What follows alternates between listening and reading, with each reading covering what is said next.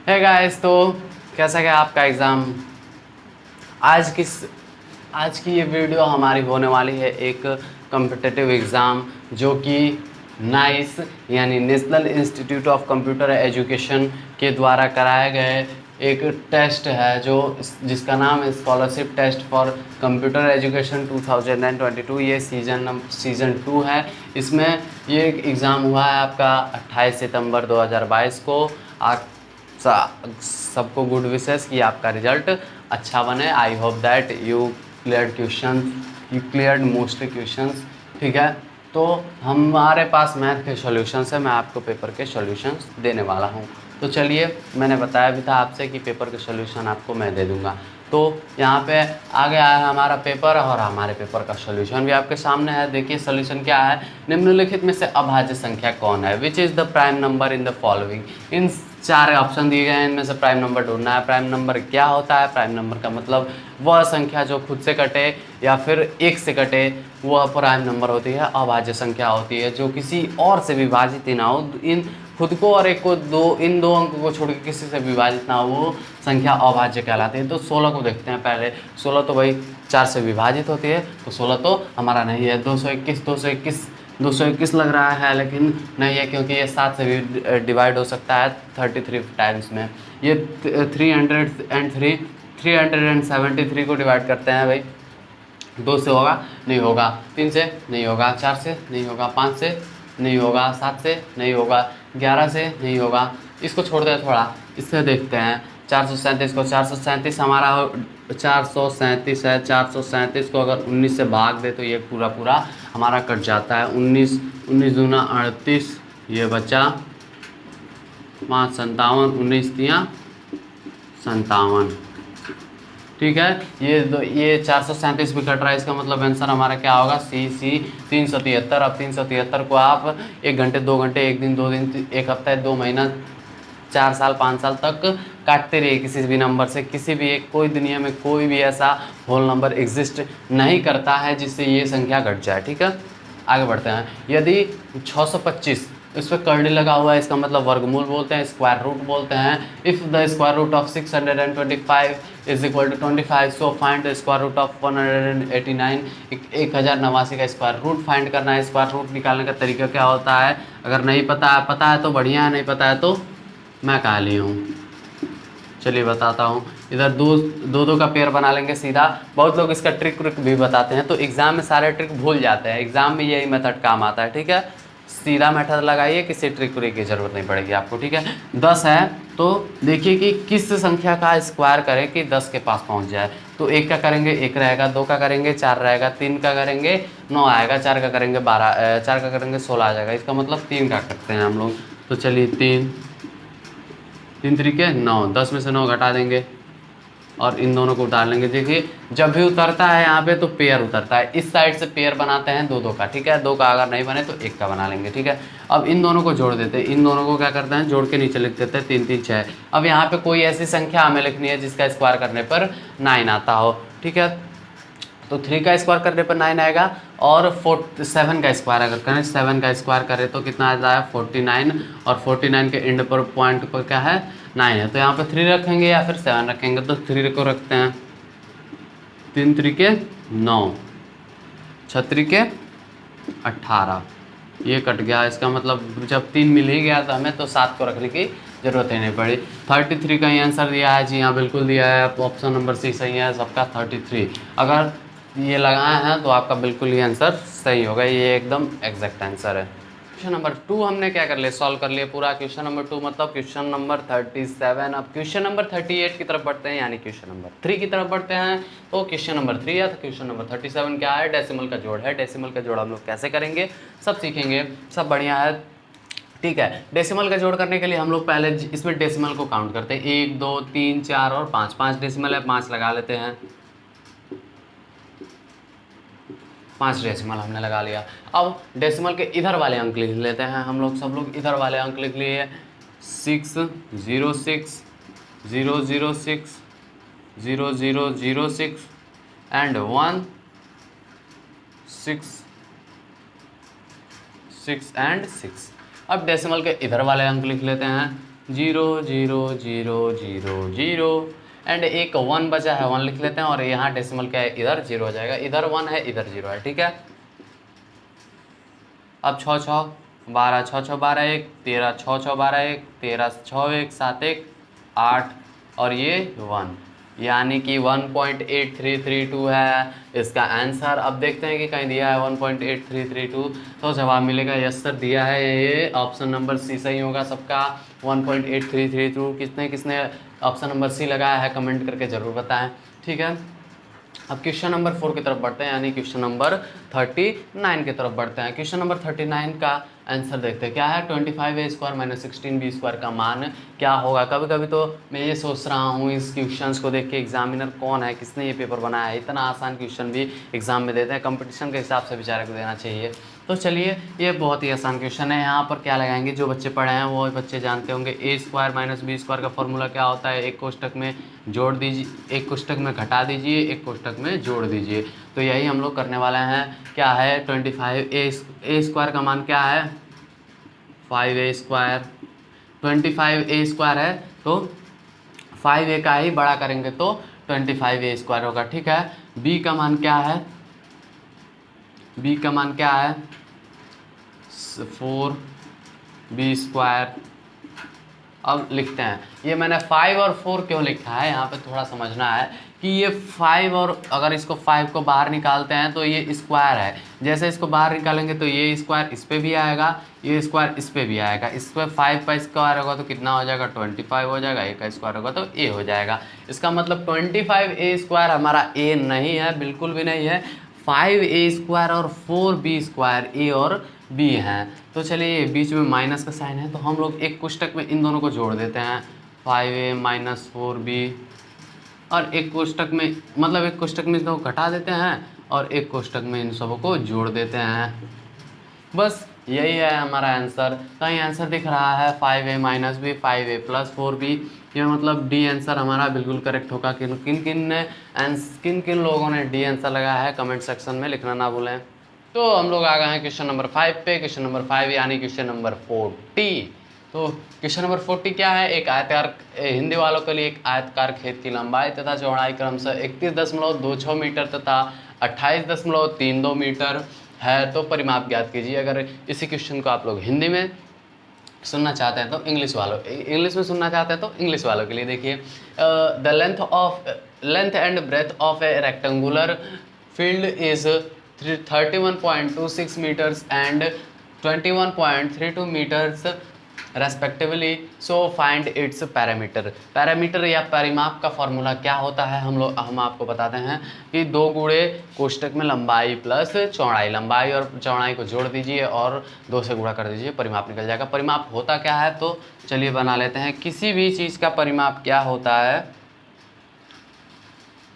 उसका जो outer part है, आउटलाइन है उसका, जो ये जो साइड से गया है ये कितना माप, इसका माप कितना है। जैसे मार्कर है तो ये इसकी लंबाई हो गई, ये इसकी चौड़ाई हो गई। अब ये लंबाई और चौड़ाई को जोड़ के ये कितना है, ये इसका परिमाप होता है। तो चलिए परिमाप निकालते हैं। परिमाप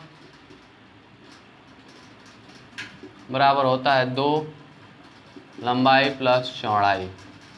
लंबाई को इंग्लिश में लेंथ बोलते हैं, चौड़ाई को इंग्लिश में ब्रेथ बोलते हैं, ठीक है। परिमाप 2 हो गया। लंबाई हमारी कितनी है, लंबाई कितनी है 31.26, चौड़ाई कितनी है 28.32, ठीक है। 2 6 2 8, 3 2 5, 8 1 9 और 3 2 5, 5.59 59.56 आया है। फिर एक बार जोड़ लेते हैं, शायद गलत हो रहा है कुछ। 6 और 2 8 होगा, 3 और 2 5 होगा, 8 1 और 9 होगा, 3 और 2 5 होगा, सही है, ठीक है। अब जोड़ लिया, इसका मल्टीप्लाई कर देते हैं। 8 2 जा 16, 8 दूनी 16, 5 दूनी 10 1 11, 9 दूनी 18 1 19, 5 दूनी 10 1 11। अब 2 अंक बाद दशमलव है तो 2 अंक बाद दशमलव लगा देंगे, इसके आगे मीटर लिख देंगे और चेक कर लेंगे कि कहीं इसमें आंसर है या नहीं। 119.16 आंसर आएगा इसका। अब ऑप्शन में चेक करते हैं। ए नहीं भैया, ए नहीं होगा। बी भी नहीं होगा। सी भी नहीं होगा और डी भी नहीं होगा। तो होगा कौन? असल में ऑप्शन नंबर सी होगा। ऑप्शन नंबर सी में मिसप्रिंट हुआ है, आपको एग्ज़ाम में आपका करेक्शन कराया गया होगा और ज़रूर कराया होगा। ये 119.116 नहीं, 119.16 है। ये सिर्फ मैंने ही गलत नहीं लिखा है, आपके एग्ज़ाम के क्वेश्चन पेपर में भी गलत लिखा था और आपको वो सही करवाया गया था, अगर आपको याद हो तो इसका आंसर इतना होगा। कितने बच्चों का ये वाला पोर्शन सही हुआ है, जल्दी से कमेंट करके बताएं। चलिए अब अगले क्वेश्चन नंबर 6 की तरफ देखते हैं। क्वेश्चन नंबर 6 बहुत ही मुश्किल क्वेश्चन है और बहुत ही आसान क्वेश्चन है। जो समझ गया उसके लिए मुश्किल है। देखिए 25 × 5 × 0 × 31 × 38। यहाँ बहुत से बच्चे अपना टाइम यूटिलाइज नहीं करते हैं, टाइम वेस्ट कर दिए इस क्वेश्चन पर ही। कौन कौन से बच्चे वेस्ट किए हैं मैं बताता हूँ। चलिए ये 25 × 5 करेंगे, फिर 31 फिर उसका मल्टीप्लाई 31 में करेंगे, फिर 38 में करेंगे। ऐसा बिल्कुल भी नहीं करना है। करना क्या है, बस जीरो को बीच में देखना है। जीरो को मैथ्स का बाहुबली भी माना जाता है कि जीरो से कोई भी संख्या अगर मल्टीप्लाई कर दिया जाए, जीरो से किसी भी संख्या को मल्टीप्लाई कर दिया जाए तो उसका वैल्यू क्या आ जाता है, जीरो आ जाता है। मतलब मैं क्या कह रहा हूँ कि अगर यहाँ पे मैं कुछ भी लिखूँ 8 9 10 कुछ भी लिखता जाऊँ, 1 लाख 1 करोड़ 10 लाख 10 करोड़ 500 करोड़ कुछ भी लिख दूं, लेकिन उसका अगर मल्टीप्लाई मैं जीरो से कर देता हूं तो इसका आंसर आएगा 0। तो ये क्वेश्चन तो हमारा सॉल्व ही हो गया। क्वेश्चन देखते ही सॉल्व हो गया। आंसर नंबर बी होगा, ठीक है। इसका आंसर सी होगा, सही है। क्वेश्चन नंबर 6 भी सॉल्व हो गया। अब चलते हैं क्वेश्चन नंबर 7 की तरफ। क्वेश्चन नंबर 8 हमारा क्या कह रहा है। क्वेश्चन नंबर 8 यानी क्वेश्चन नंबर 43। 1 दर्जन पेंसिल का मूल्य अगर 10.80 पैसा है तो 5 पेंसिलों का मूल्य क्या होगा। यहाँ ध्यान देने लायक बात है, पैसा बीच में आया है, पैसा है रुपया नहीं है। पैसे को पहले हम लोग चलिए पैसे में ही रहने देते हैं। 1 दर्जन पेंसिल का मूल्य, 1 दर्जन बराबर क्या होता है, 1 दर्जन बराबर 12 वस्तु, ठीक है। वो वस्तु कोई सी भी हो, यहाँ पर क्या है, पेंसिल है, ठीक है। यहाँ पर पेंसिल दिया हुआ है। इतना सस्ता पेंसिल कौन देता है भाई। 1 दर्जन 10.80 पैसे में दे दिया। हमें मिल जाए तो एक ही बार 1 क्विंटल तक खरीद लेंगे। तो चलिए 5 पेंसिलों का मूल्य क्या होगा। 1 दर्जन मतलब 12 वस्तु। तो यहाँ पे क्या दिया है, 12 पेंसिलों का मूल्य क्या है, 12 पेंसिलों का मूल्य, 12 पेंसिलों का मूल्य बराबर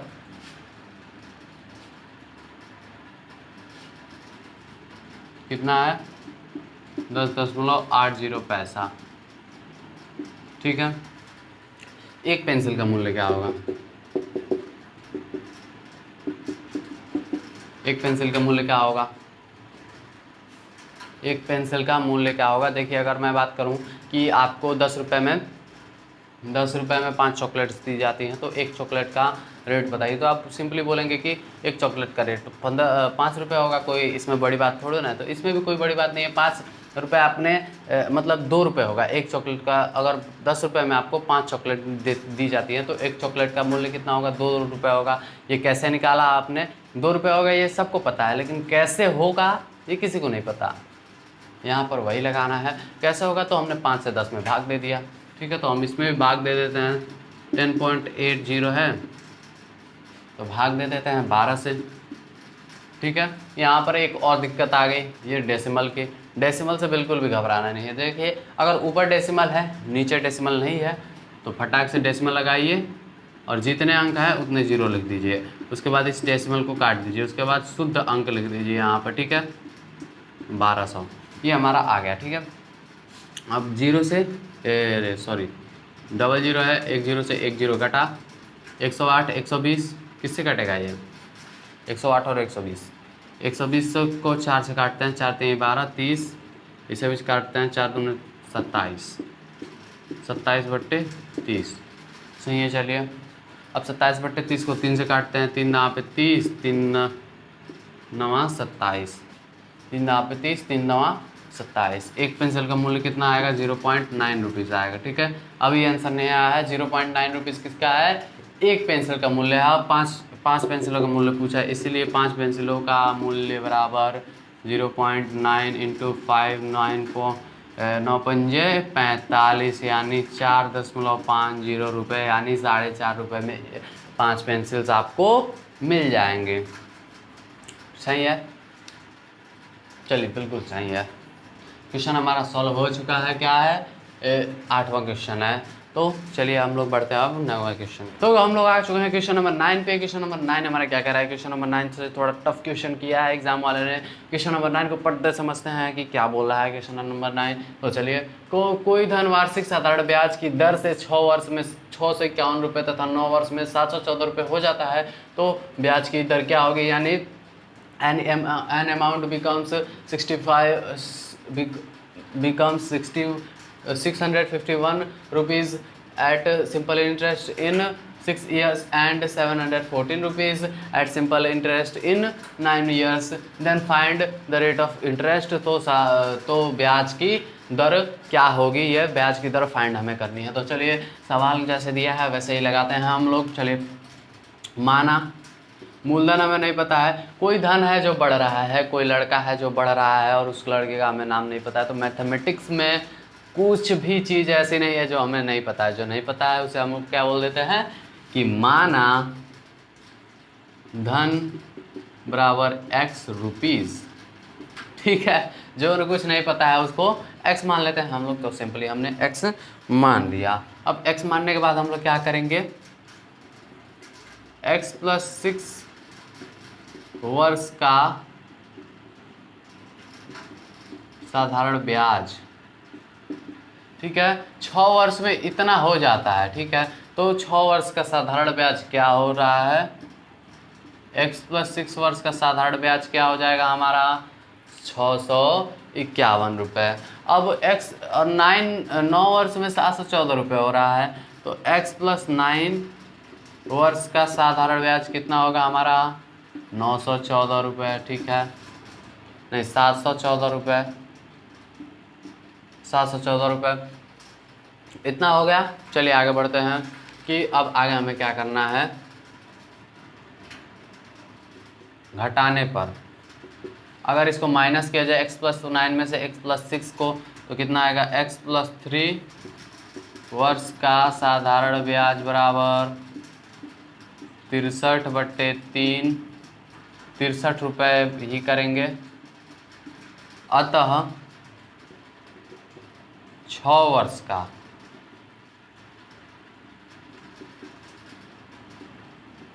साधारण ब्याज बराबर 63/3 × 6, क्योंकि 1 वर्ष का साधारण ब्याज निकाले तो x = कितना हो जाएगा? 63/3 और 6 वर्ष का निकाले तो 63/3 × 6 इतना हो जाएगा। इसको काट-पीट कर लेते हैं हम लोग, 126 रुपये। ठीक है, काटने पीटे 126 रुपये आएगा। 3 से इसको काटेंगे 2 बार में, 2 से इसका मल्टीप्लाई करेंगे तो 126 रुपये। ठीक है, 126 रुपये क्या आ गया? 6 वर्ष का साधारण ब्याज आ गया। अब चलिए, तो मूलधन हमारा क्या होगा? मूलधन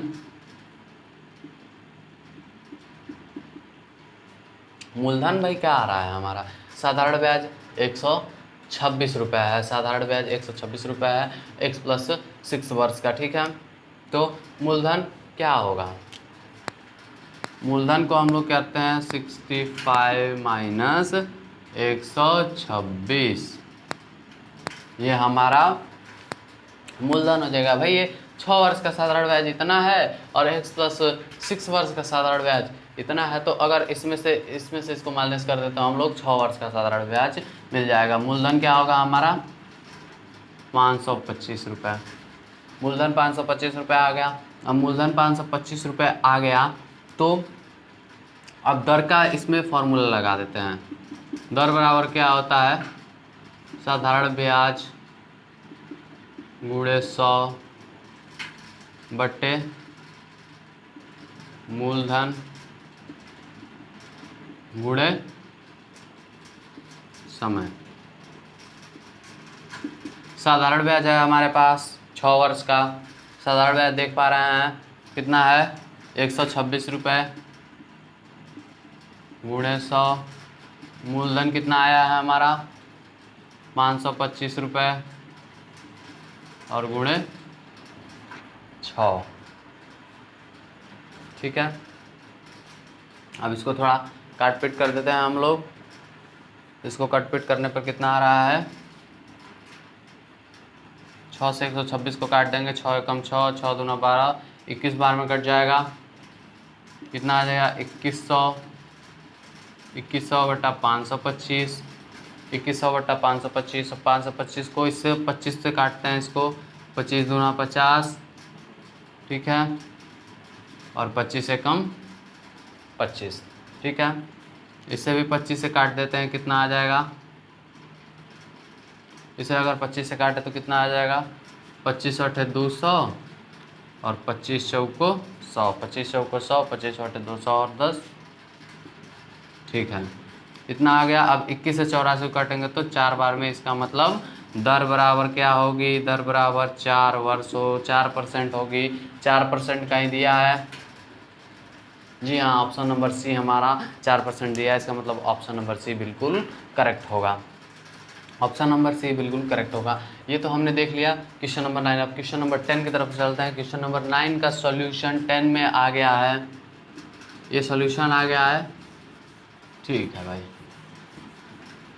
चलो अब क्वेश्चन नंबर 10 को देखते हैं। क्वेश्चन नंबर 10 में क्या बोला है, किसी वस्तु को 8,000 रुपये में बेचने पर क्रय मूल्य के 1/5 के बराबर हानि होती है तो वस्तु का क्रय मूल्य ज्ञात कीजिए। तो find the cost price of when we sell any object anything in rate 8,000 then we get loss equals to 1/2 of cost price, then find the cost price. English थोड़ी टूटी फूटी है लेकिन सही है भाई। चलो तो हम लोगों को क्या पता करना है, हम लोगों को क्रय मूल्य पता करना है। क्या क्या दिया है, पहले देखते हैं कि डेटा क्या क्या दिया है, फिर उस पर काम करेंगे। किसी वस्तु को 8,000 रुपये में बेचने पर, 8,000 रुपये में बेचने की बात है ये, तो विक्रय मूल्य क्या हो जाएगा हमारा,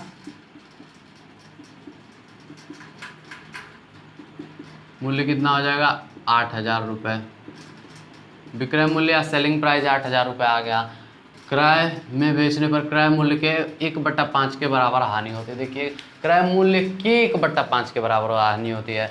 क्रय मूल्य नहीं दिया है तो क्रय मूल्य को हम लोग क्या मान लेते हैं, माना क्रय मूल्य x हो गया,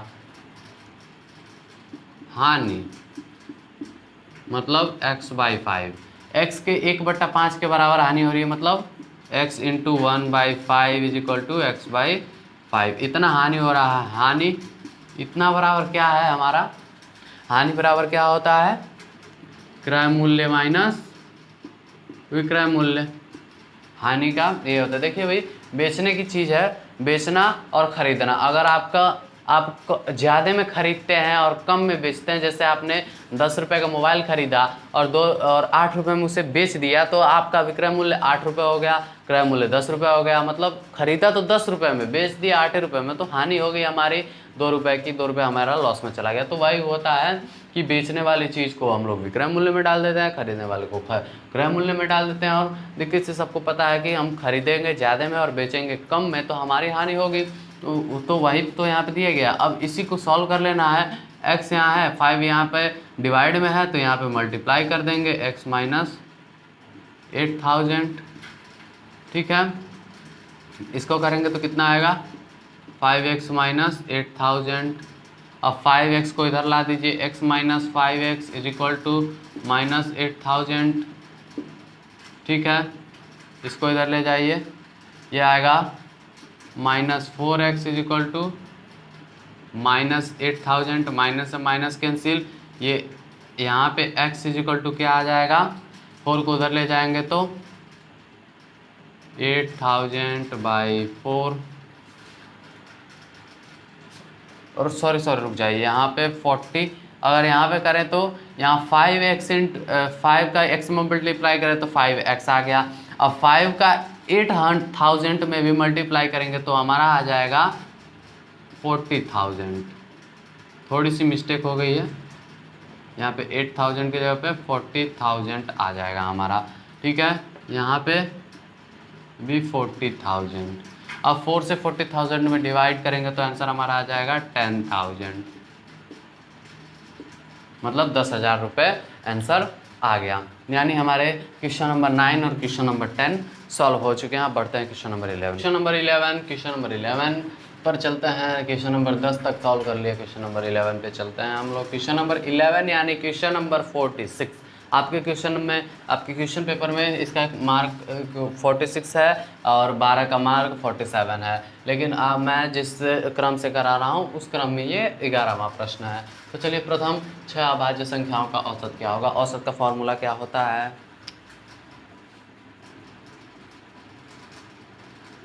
औसत बराबर संख्याओं का योग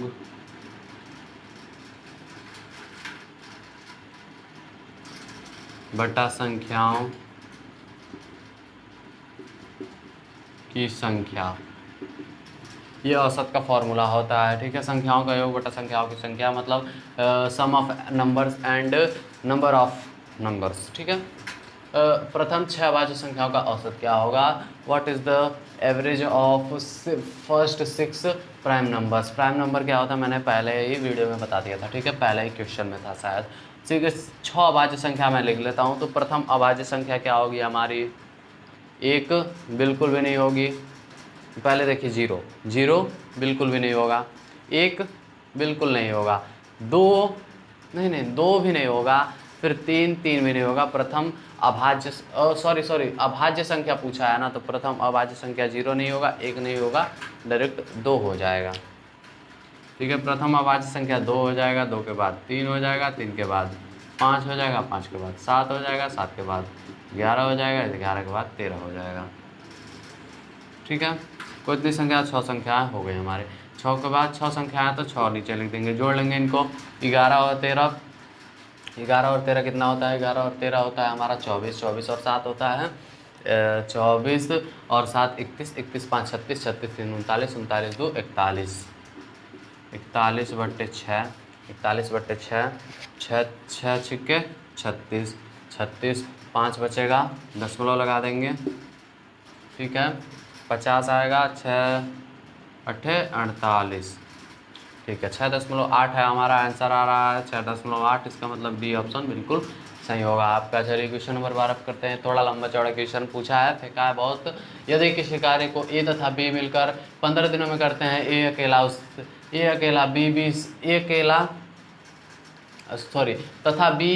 अकेला बी 20 दिनों में पूरा करता है, तो ए अकेला उसी काम को कितने दिनों में पूरा करेगा। मतलब 2 भाई हैं, एक ए है और एक बी है, और पूछा है कि दोनों किसी काम को मिलकर 15 दिनों में करते हैं, तो एक अकेला बी जो है वो 20 दिनों में कर देता है, तो ए कितने दिनों में करेगा। चलिए ऐसे निकालते हैं, ठीक है। ए तथा बी मिलकर 15 दिनों में काम करते हैं, ठीक है। मान लीजिए कोई काम है, उसको ए और बी मिलकर 15 दिनों में काम पूरा करते हैं, तो एक दिन में मैं कहता हूँ एक दिन में पूरा किया गया कार्य कितना होगा।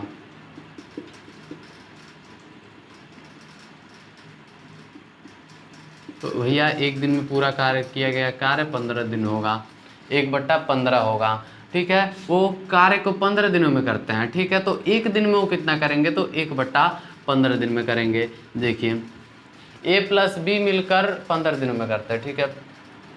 बी कितने दिनों में करता है? 20 दिनों में। तो बी का एक दिन में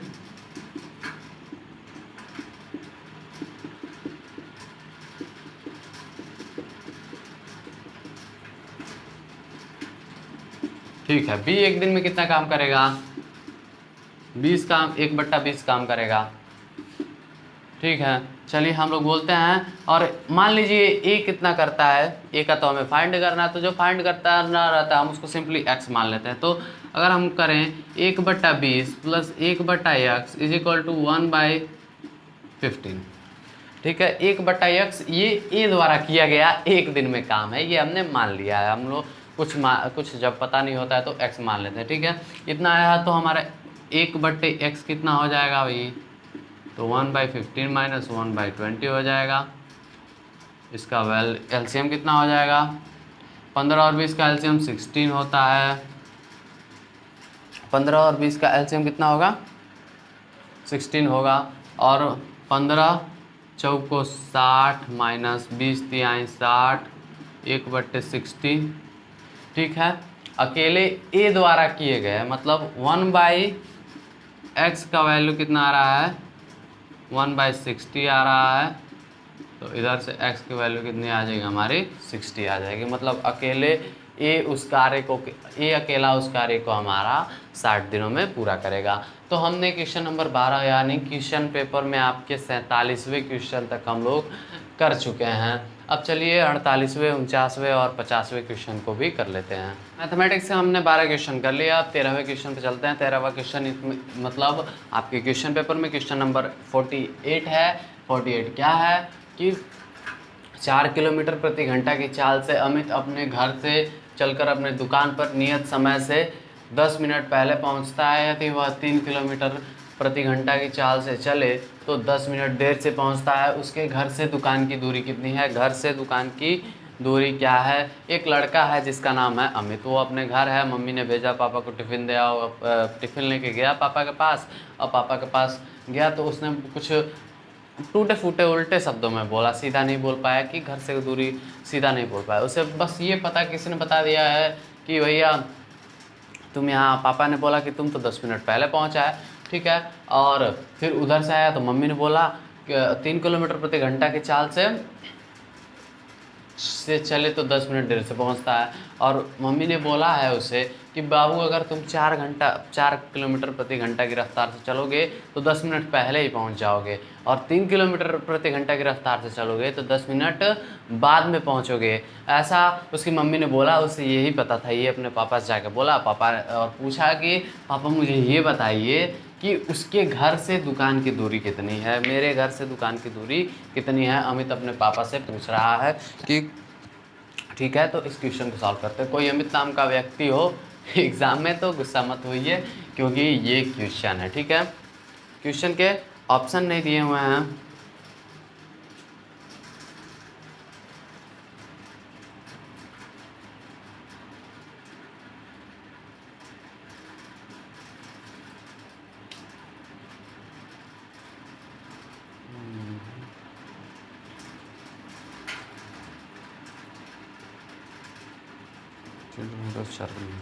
तो ऑप्शन है ए 2 किलोमीटर, बी 3 किलोमीटर,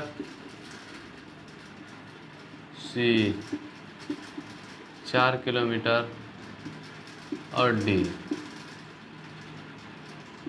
5 किलोमीटर। ये हमारे पास ऑप्शंस आ गए। अब चलिए सवाल को लगाते हैं। देखिए 4 किलोमीटर प्रति घंटा की चाल से हमें चलता है। मान लीजिए कि घर से दुकान की दूरी x है।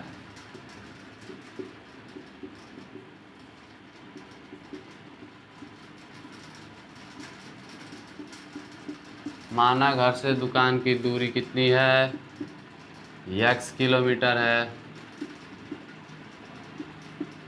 माना घर से दुकान की दूरी कितनी है, x किलोमीटर है, ठीक है। x किलोमीटर है। देखिए दुकान से घर से दुकान की दूरी x किलोमीटर हो गई।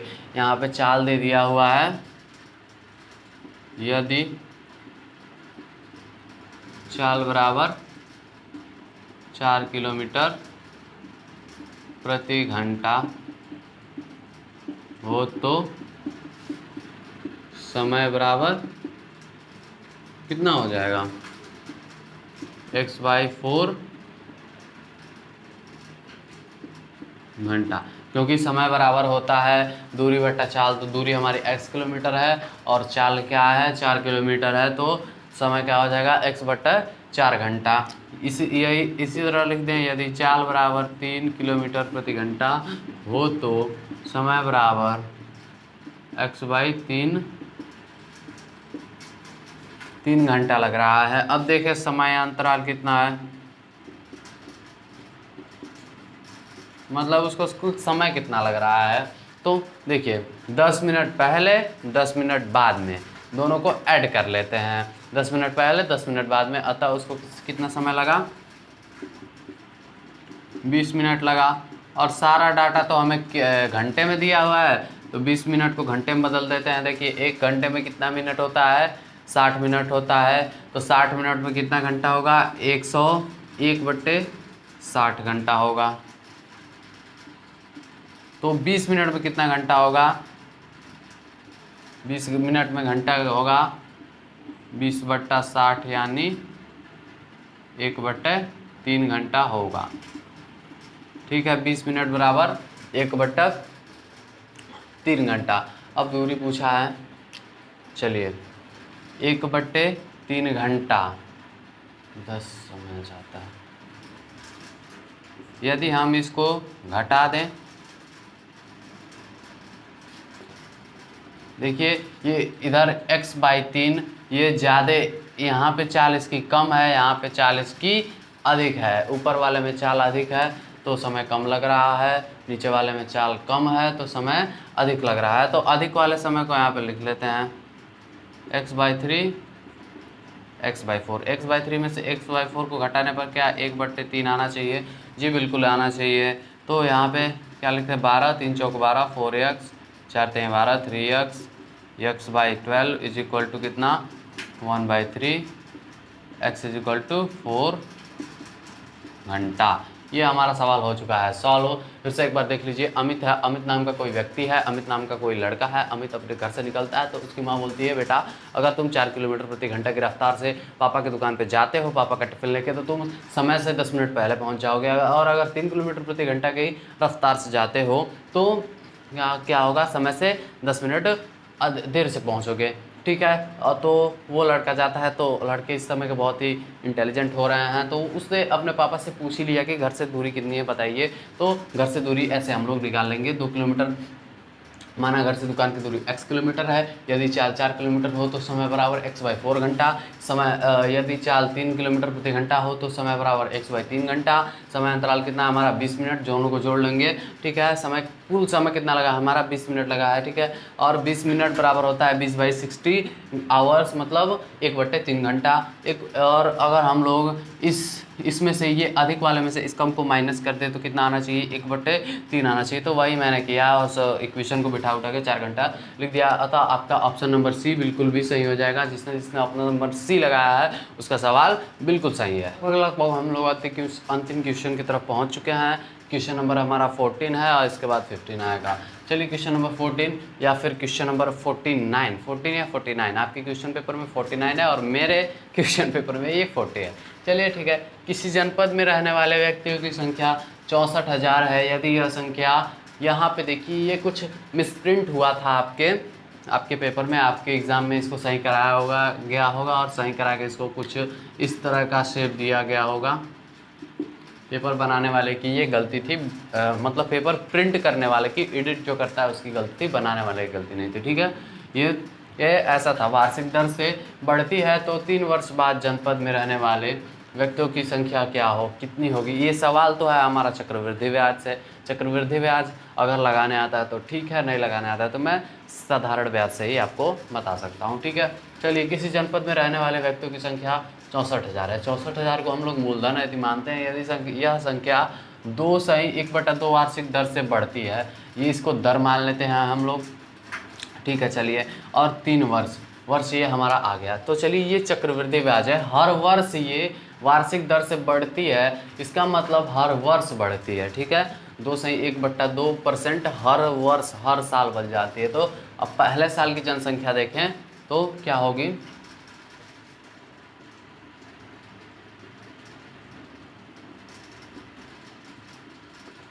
प्रथम वर्ष की जनसंख्या ठीक है। प्रथम वर्ष की जनसंख्या 64,000 मूलधन हो गया, 2/1/2। चलिए 2/1/2 है यहाँ पर, 2/1/2 इसको हम लोग 2 दूनी 4 1 5/2 भी लिख सकते हैं। 5/2 इसका मतलब 5 ऊपर रहेगा। और समय कितना है हमारा? समय 3 वर्ष है, लेकिन हम लोग निकालना है पहले वर्ष का, तो समय पहला वर्ष ही लिखेंगे और नीचे 100 लिख देंगे गुणे इस 5 में का जो 2 है उसको भी नीचे लिख देंगे। ठीक है, ये प्रथम वर्ष का हम लोग निकाल रहे हैं। 2 जीरो से 2 जीरो कट गया। ठीक है, 2 1 जा 2, यहाँ से 32 320 आ गया। 0 5 2 10 5 3 15 1 16 1600। प्रथम वर्ष की जनसंख्या कितनी आई है? 1600। इतनी अगर आपने सोच रखी है तो ये नहीं है। प्रथम वर्ष की जनसंख्या है हमारी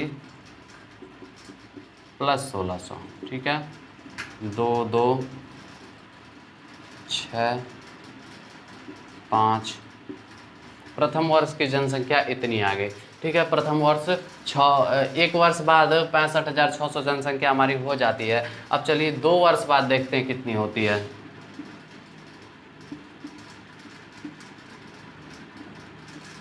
द्वितीय वर्ष में, ठीक है, 2 वर्ष बाद कितनी जनसंख्या हो जाएगी? तो 2 वर्ष बाद मेरे भाई हो जाएगी, यहाँ पे हमारा मूलधन अब बन गया है 65,600 गुणे कितना कर देंगे, दर कितना है 5/2, तो 5 लिखते हैं। समय कितना है 1 1 1 1 3 बार 3 साल का निकालेंगे तो हर साल का निकाल लेते हैं और लास्ट में चल के जोड़ते जाते हैं। ठीक है, चलिए ये 65,600 गुणे 5 गुणे यहाँ पे 100 लिख लिए, यहाँ पे 2 लिख लिए और 5/2 का है 5/2 हमारा दर है। ठीक है, 2 जीरो से 2 जीरो कैंसिल हो गया।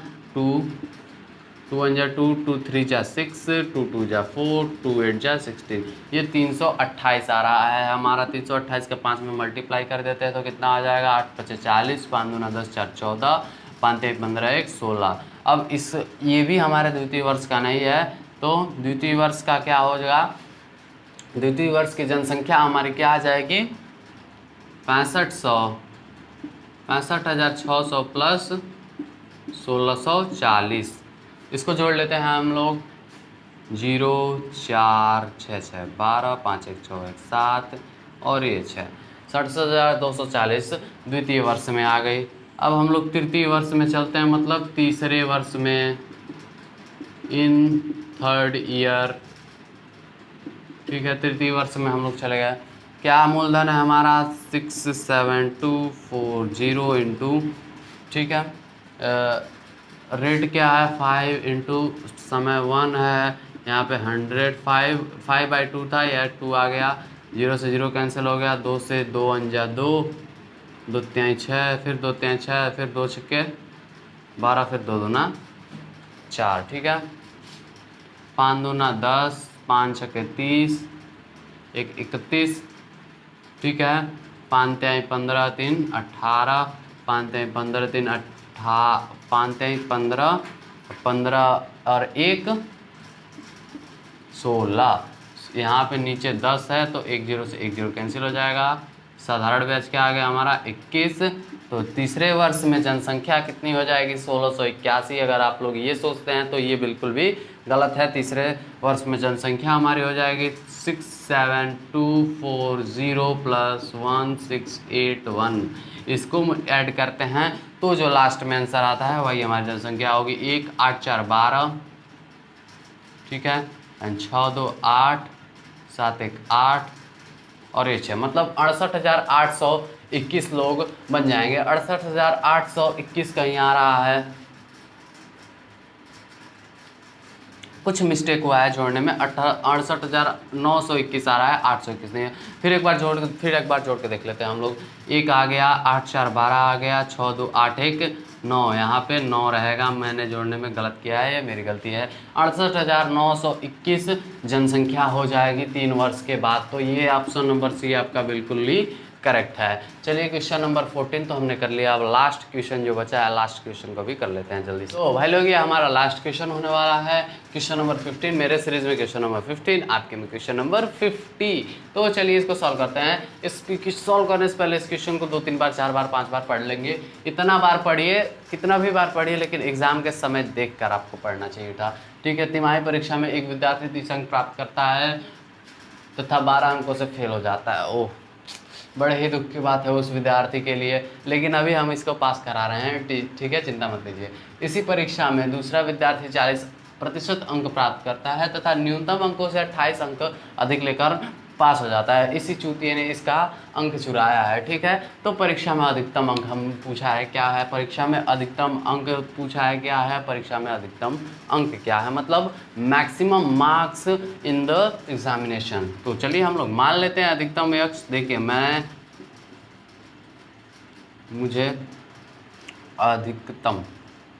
मुझे पहले से ही मालूम चल गया कि इसका आंसर क्या होगा।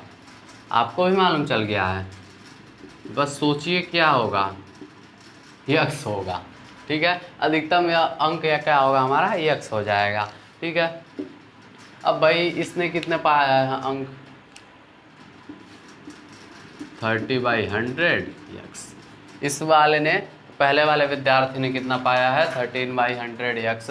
और ये कितने से फेल हो जाता है, कितने अंकों से फेल हो जाता है, तो बात करते हैं। तो हम 30 अंक प्राप्त करता है और 12 अंकों से फेल हो जाता है बेचारा, 12 अंकों से फेल हो जाता है। चलो इसको हमने 12 अंक दे दिए, तरस खाए टीचर ने 12 अंक दे दिए। ठीक है।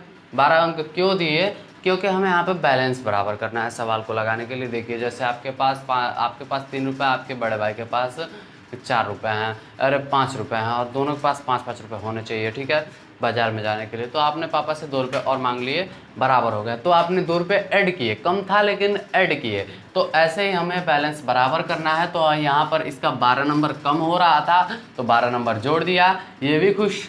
ठीक है, ये पहला वाला विद्यार्थी है, ये भी खुश। और दूसरे वाले विद्यार्थी को कितना अंक मिला था, दूसरे वाले विद्यार्थी को अंक मिले थे इतने, और उसमें से वो अधिक कितना लेके भाग रहा था, 28 अंक अधिक लेके भाग रहा था। 28 अंक हमने घटा दिया दूसरे वाले में से। अब बैलेंस बराबर हो गया है। ठीक है, इसके जिसके पास कम थे उसको दे दिया, जिसके पास अधिक थे उससे घटा लिया। इसका मतलब इन दोनों के पास अंक क्या हो गए, बराबर हो गए।